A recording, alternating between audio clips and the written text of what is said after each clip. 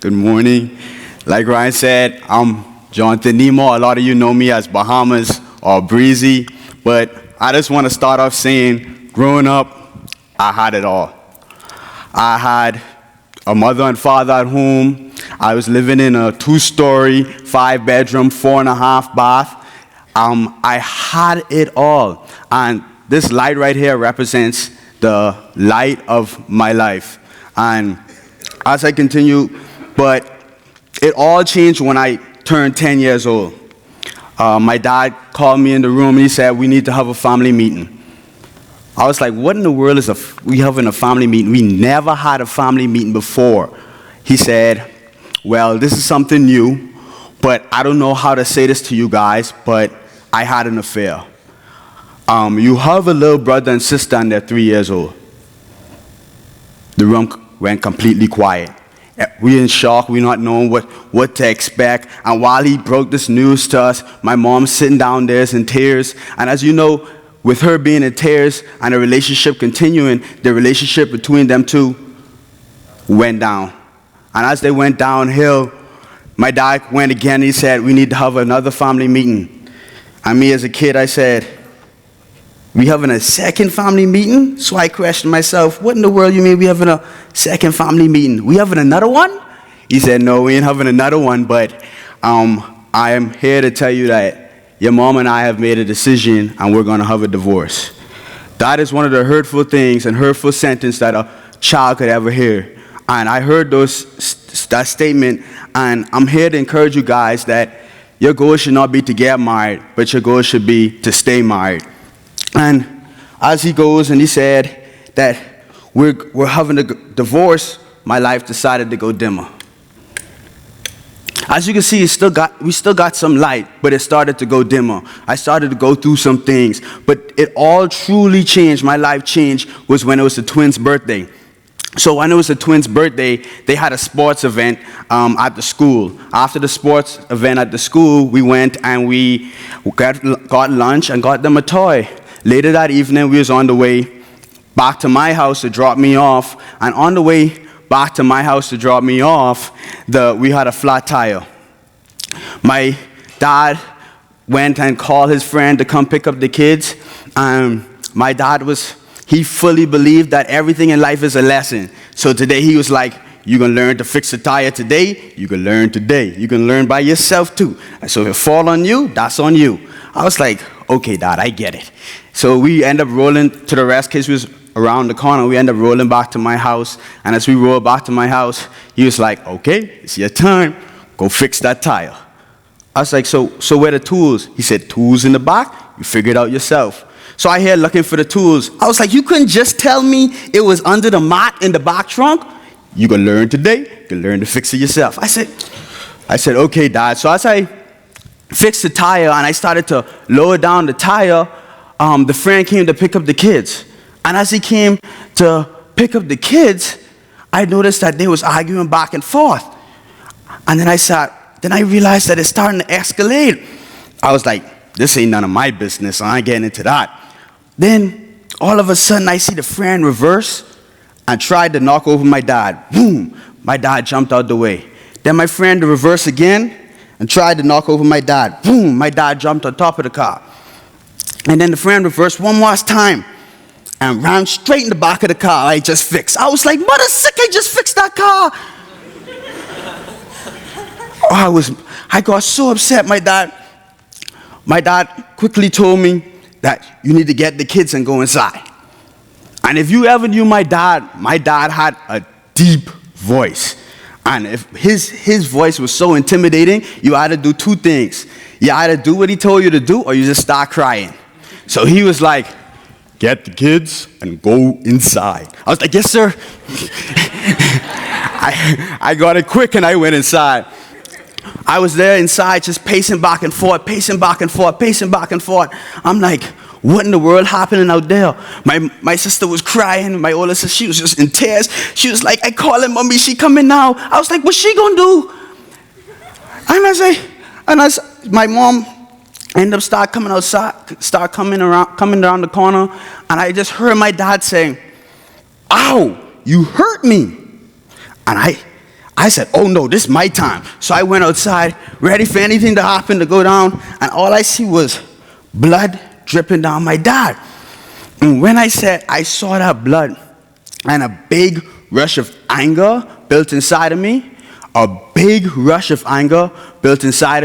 I never left. It never left. And as I got super upset, I was like, I looked for anything I could find. I found the biggest rock. I tried to grab it, to hit her with it. Lucky thing my mom was there, because I was going to hit her. And to this day, she still holds it against me, because I was going to slam that rock on her head, and my mom had to grab me and hit the rock out at the same time. Today, she holds it against me. She said, you hurt my wrist. Every time I try to write, I have wrist problems because of you. I be like, Mom, I'm sorry. I was angry. But next slide. But the thing about that is that my life truly changed that day, and the anger was in me, but never ever left. Next slide. The anger strived me to go into huge anger problems. And when I say huge anger problems, I had to take counseling for my anger. It also led me to getting bad grades, because I truly did not care. I went from a 3.8 GPA to a 1.7. I did not care about anything. It also led me to be in fights. And I went into numerous fights. Numerous. I'm not going to lie, I was that school bully. I did not care. I remember bringing my football to school, and yes, everyone know I made the rules. I was that type of person, and I was only 20 pounds lighter than I am right now, so I could have sit on you. I didn't care. I was big. And I was running for that touchdown, and I said, anytime the bell ring, that means football is over. So I ran for that touchdown, and the guy pushed me straight out of bounds. And as he pushed me straight out of bounds, I beat him bloody. So they ended up calling me in the office. They was like, Mr. Neymour, why in the world did you beat this young man? I was like, the rules were set and they were put in place. He did not follow the rules, and there's a consequence for not following the rules. They look at each other. They say, this boy crazy. I was that angry. I was angry every single day. Next slide. That was me in 7th grade. That's the happiest I ever been. First day of 7th grade, the happiest. And that's what my face looked like. But with me being so angry, that also led me to hanging out with bad company. And it led me to wanting to join a gang. And it led me to also get arrested twice. First time I ever got arrested, I was 12 years old. Next slide. So, as I said, I wanted to join a gang.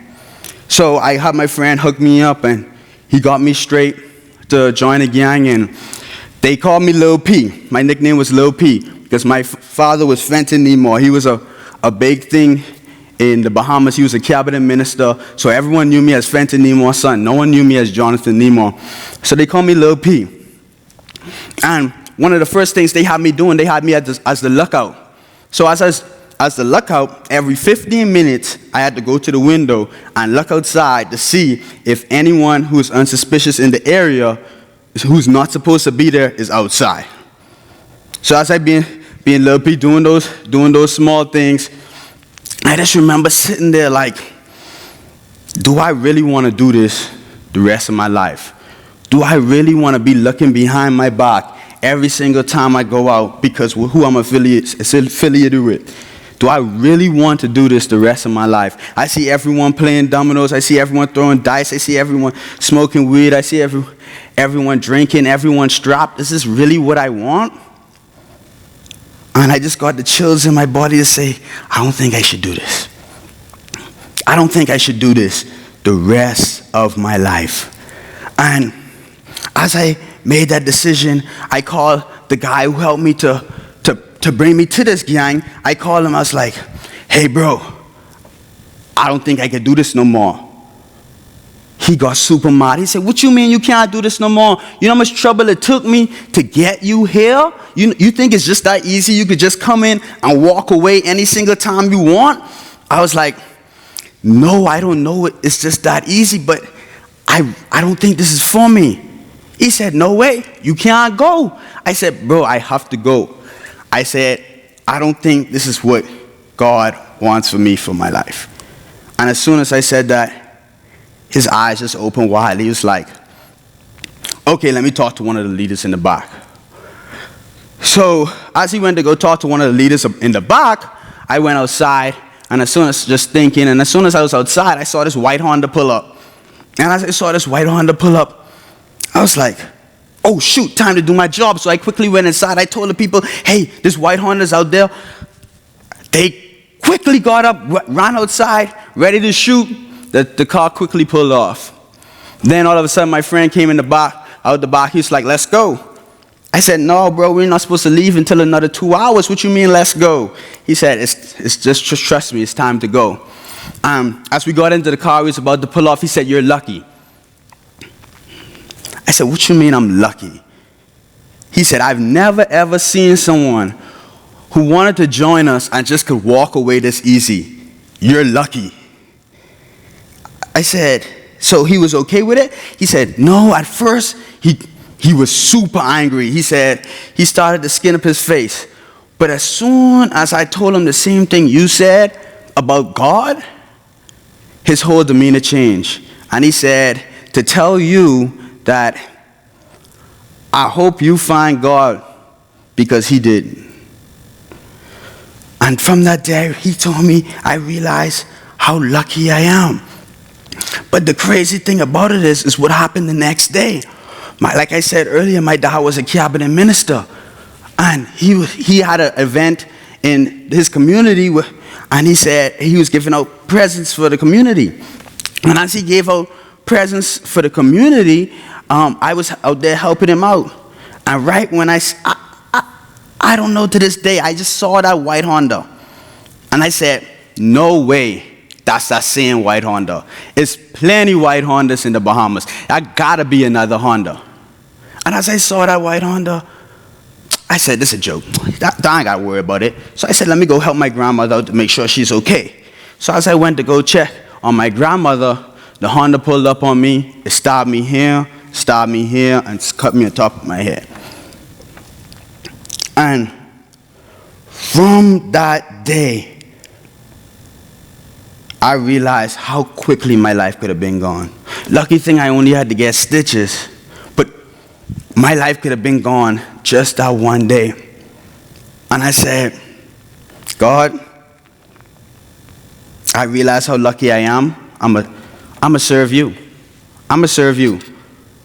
And what I decided to do, I said, I'm not gonna tell my folks, I'm not gonna tell no one exactly why I got stopped. I'm gonna tell them it was just for my shades. I told everyone it was just for my Oakleys. I told my parents, I was like, it's just for my shades. They was like, they robbed you for Oakleys? I was like, yes, they robbed me for Oakleys. And they started to believe me because Oakleys was a big thing in my country back then. So it's like, okay, they robbed you for shades. But the reason why I didn't want to tell them is because I didn't want them to judge me for the things I've been doing. I don't want them to treat me differently because of the things I've been doing. Because I've never, ever told them of all these things, what I've been going through. I never told them all these things I've been doing because I know it would break their heart. So I said, in case I'm changing, I could leave it behind. I don't got to worry about it. So as I go to change for it, I said, God, I'm truly living for you. And as I did that, I started helping out as an altar boy in church, started to help out with the youth in the community, and an opportunity came by for me to go off to school. So it's like, I got the opportunity to go off to school. My mom was uncertain at first. She was like, I don't know about you going off to school. The last report card was a 1.7. I don't think I could send you off to school. She was like, you gotta at least bring that up to a 2.5. And I was like, shoot, I got a 1.9 right now. And then she was like, and then you gotta pass your BJCs, which is a Bahamas national exam. You have to pass those first to see if I can let you go outside, let you go after school. So I ended up bringing that 1.9 up to 2.8. I ended up passing my BJCs with 5 A's and 2 B's. My mom looked at me. She's like, "You're not stupid." I said, "You thought I was?"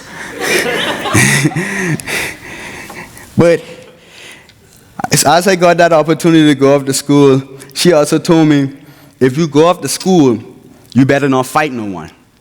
I said, "Mom, I'm not going to fight no one." And she mentioned that because after I got stopped, I decided, my parents allowed me to do judo. So I'm a brown belt in judo. And now that if I fight someone, I have to warn someone that I'm going to fight them and that I do judo because of how high rank I was. And I said, "Mom, I'm not going to fight no one. I found Jesus. I'm not going to fight no one." But as I said that, she giggled and laughed, and she said, "I see that you turned into the man you should be today." And she said, "I'm going to let you go off." But as I went off to school, we all know when we hit that age of 15, we thinking about girls. There ain't no school no more. We think about girls. And as I thinking about girls, the number one thing is that I ended up finding a girl for me.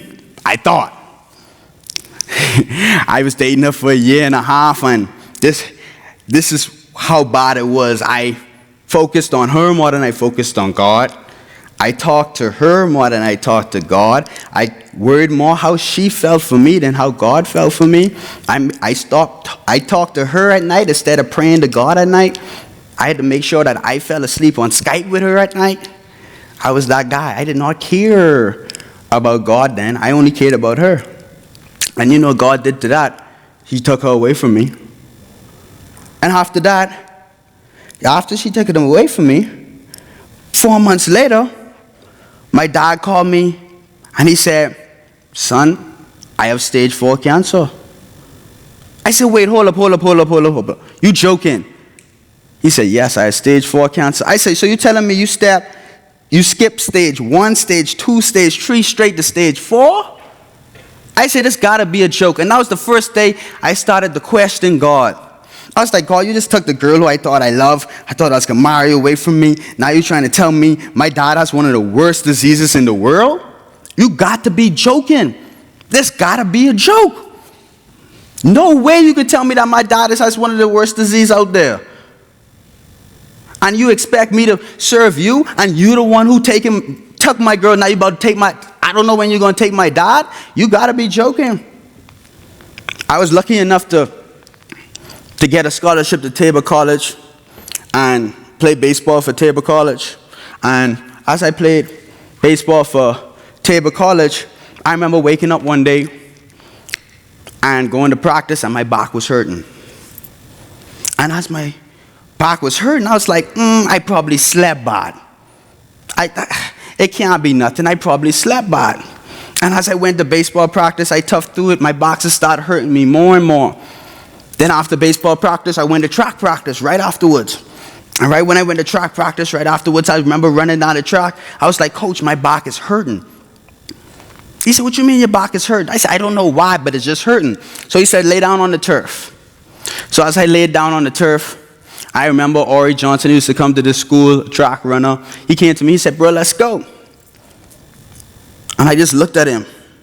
He's like, "Bahamas, stop clowning, let's go." I said, "Ori, I'm not joking. I can't get up." He said, "Bahamas, you joke too much." I said, "Ori, I can't get up." Long story short, I had herniated discs in my back. Notice how I said with the S. I had discs in my back, and I had to get surgery. And as I got surgery, after surgery, the doctor came. After I did my checkup, the doctor came to me, and he was like, "The best thing for you to do is not play baseball no more." I said, "No way." He said, "Yes. The best thing for you now is to not play baseball no more, because if you end up diving, sliding, and trigger your back more, you'll end up have to put a rod down your back. And if we put a rod down your back, that means you could hardly tie your laces." I said, "No way.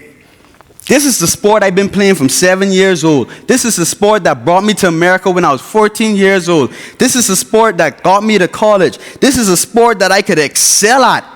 You gotta be joking. This is a sport where I had to perform on a scouting day in front of Cincinnati Reds and Texas Rangers, and you telling me, they look at me and you trying to tell me, I'm gone?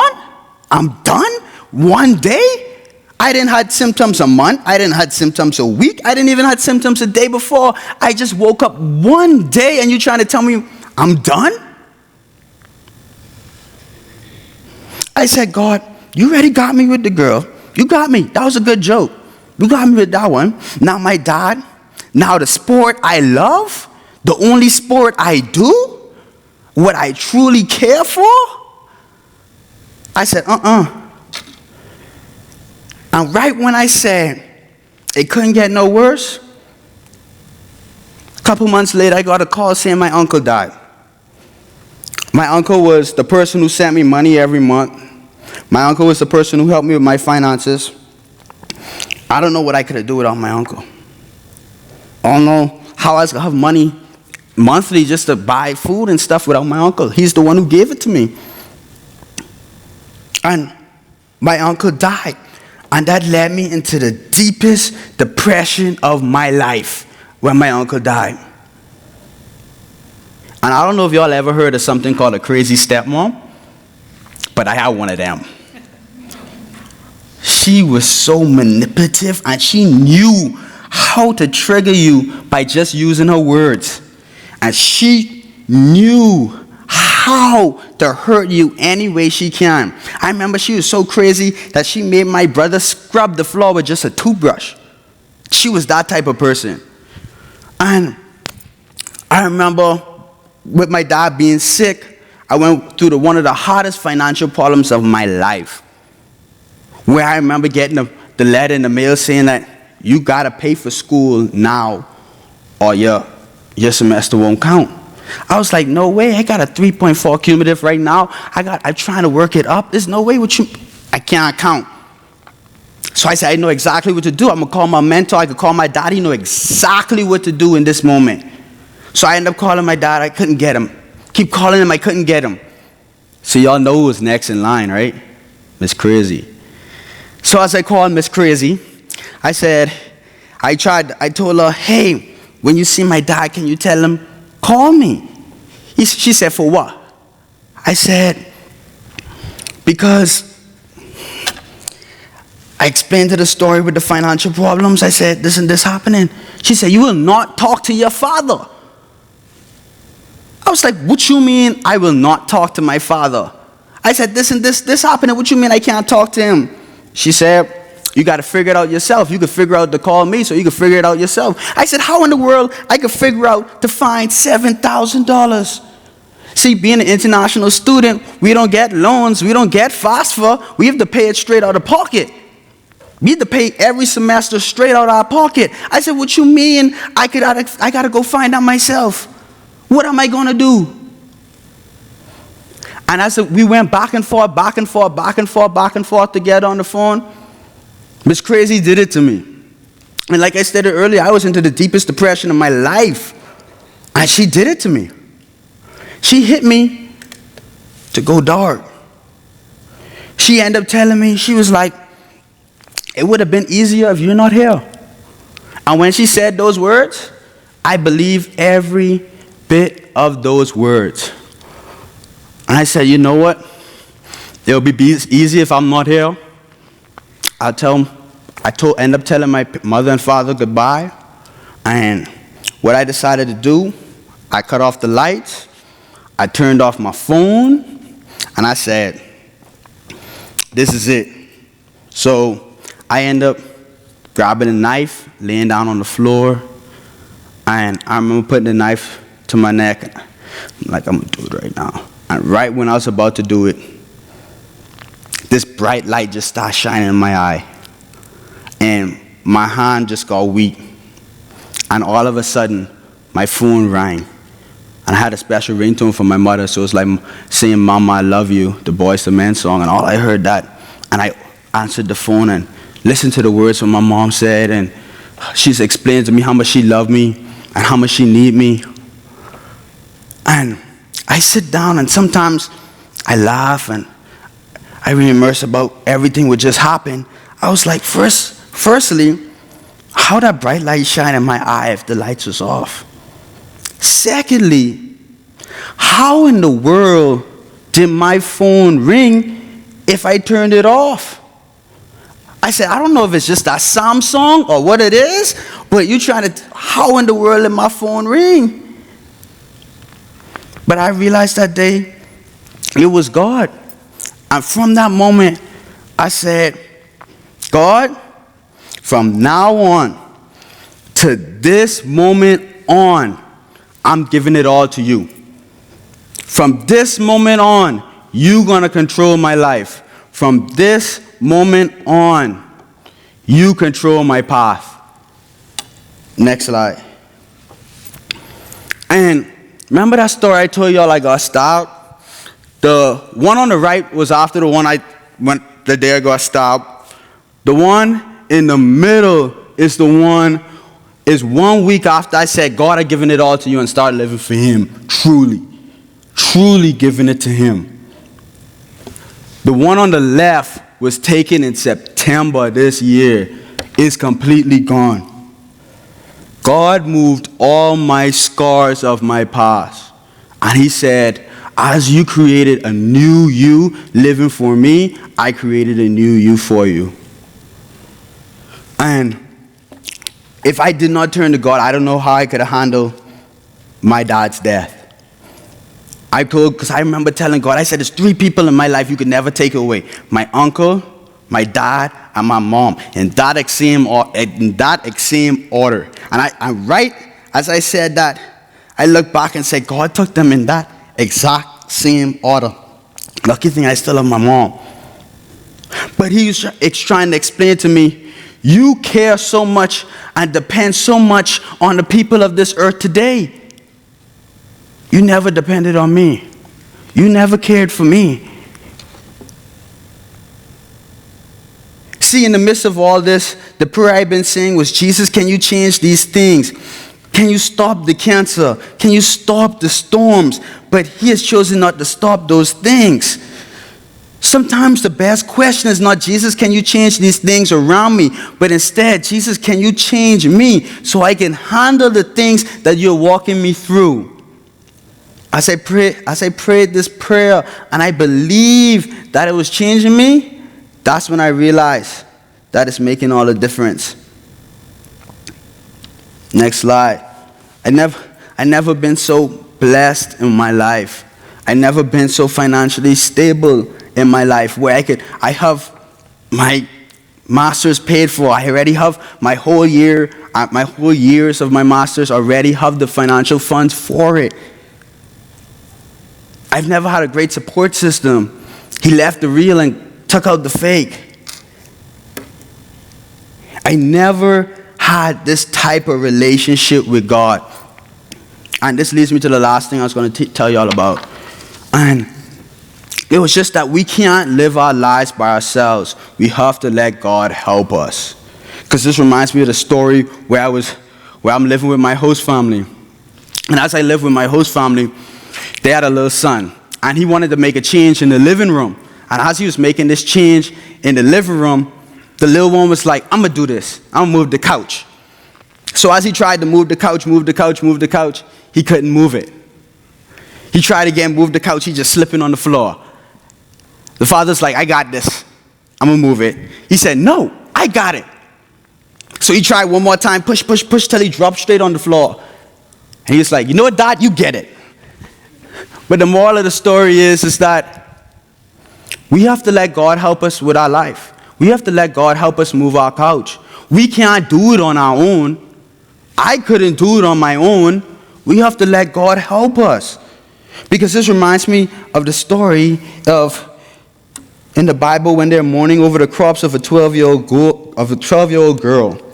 Jesus then came all of a sudden, then put everyone out of the room until there's no one in the room but her and Jesus.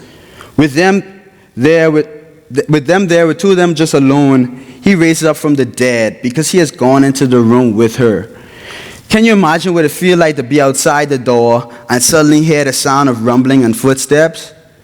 Knowing me, I'll be like, I swear it was only Jesus in that room. I must be freaking out because I know this girl dead. But you gotta remember, she was in the room with the right person, so she got back up. So watch this. So my conclusion is, if everybody forsakes me, please listen to this. If everybody forsakes me and everybody leaves my room, I can hit rock bottom today. But as long as I got Jesus in my room, I can still get back up again. But you got to let God in the room. Next slide. Matthew 5:14-16 says, "You are the light of the world. A town built on a hill cannot be hidden. Neither do people light a lamp and put it under a bowl. Instead, they put it on its stand and gives the light to everyone in the house." I have a quick question for you guys. Does the moon produce light? The answer is no. The moon does not produce light. It's a reflection of the sun, and we need to be the reflection of the sun. Hold on. I don't think y'all got that one. The moon does not produce light. It is a reflection of the S-U-N, and we need to be the reflection of the S-O-N. And that's how our light will shine. Because no matter what darkness we are going through, light always beats the darkness. And yes, God is the light. Next slide.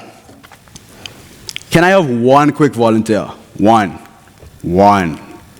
Anyone, just one. Come, Carly.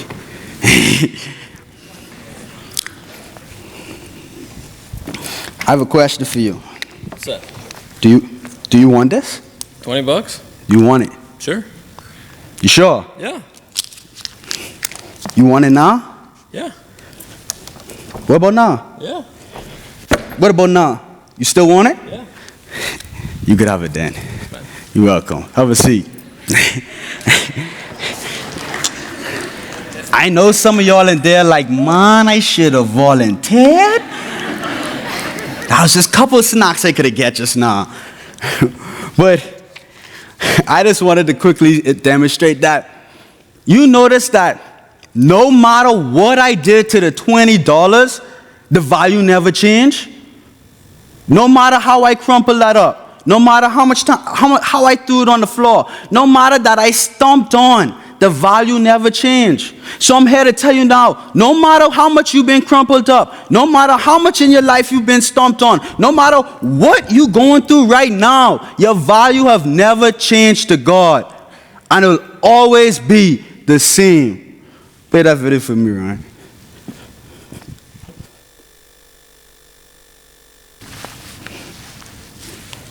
That's 1, 2.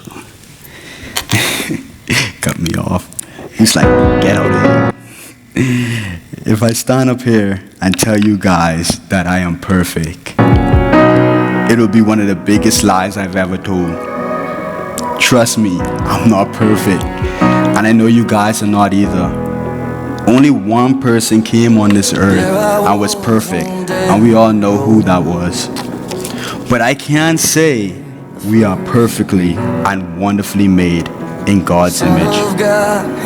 We are all put here on this earth for a reason, and everyone sitting here today matter. No matter what you've been through, no matter how beaten you are, stomped on, or what you have done years ago, months, weeks ago, yesterday, or even an hour ago, I am here to tell you today, God loves you unconditionally. His love has never changed, but you got to let him in. You got to let him help you move the couch.